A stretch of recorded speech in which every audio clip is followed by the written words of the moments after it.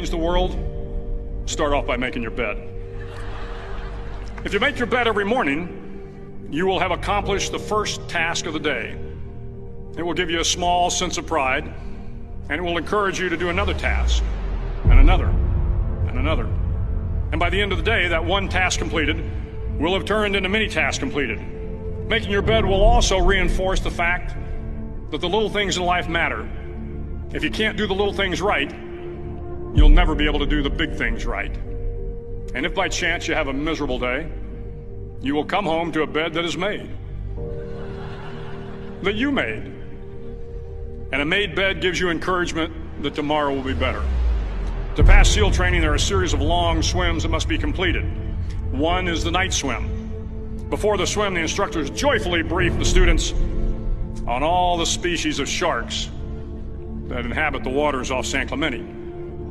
They assure you, however, that no student has ever been eaten by a shark, at least not that they can remember. But you are also taught that if a shark begins to circle your position, stand your ground. Do not swim away. Do not act afraid. And if the shark, hungry for a midnight snack, darts towards you, then summons up all your strength and punch him in the snout, and he will turn and swim away. There are a lot of sharks in the world. If you hope to complete the swim, you will have to deal with them. So if you want to change the world, don't back down from the sharks. Over a few weeks of difficult training, my SEAL class, which started with 150 men, was down to just 42. There were now 6 boat crews of 7 men each. I was in the boat with the tall guys, but the best boat crew we had was made up of the little guys, the Munchkin crew, we called them. No one was over 5'5". The Munchkin boat crew had 1 American Indian, 1 African American, 1 Polish American, 1 Greek American, 1 Italian American, and 2 tough kids from the Midwest. They out-paddled, outran, and outswam all the other boat crews.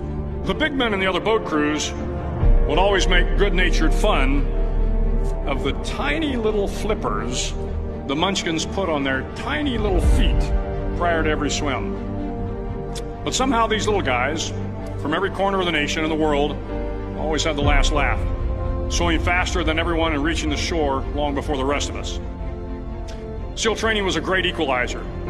Nothing mattered but your will to succeed, not your color, not your ethnic background, not your education, not your social status.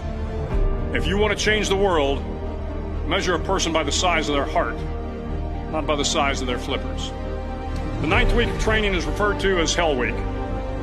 It is 6 days of no sleep, constant physical and mental harassment, and 1 special day at the Mud Flats.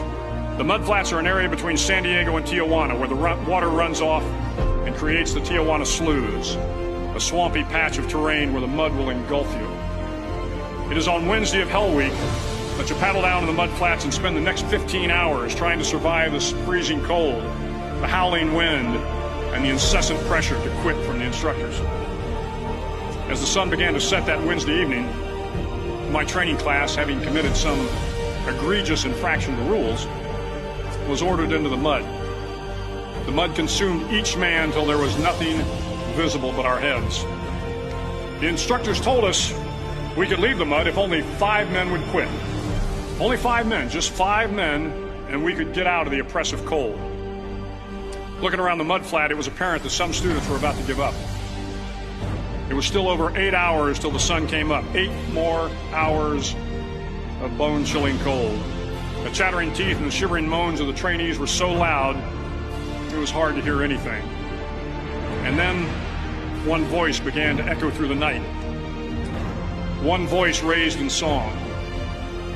The song was terribly out of tune, but sung with great enthusiasm. One voice became 2, and 2 became 3, and before long, everyone in the class was singing. The instructors threatened us with more time in the mud if we kept up the singing, but the singing persisted, and somehow the mud seemed a little warmer, and the wind a little tamer, and the dawn not so far away. If I have learned anything in my time traveling the world, it is the power of hope, the power of one person, a Washington, a Lincoln, King, Mandela, and even a young girl from Pakistan, Malala. One person can change the world by giving people hope. So if you want to change the world, start each day with a task completed. Find someone to help you through life. Respect everyone. Know that life is not fair and that you will fail often. But if you take some risks, step up when the times are the toughest, face down the bullies, lift up the downtrodden, and never, ever give up.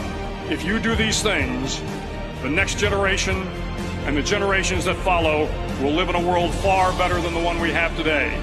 And what started here will indeed have changed the world for the better.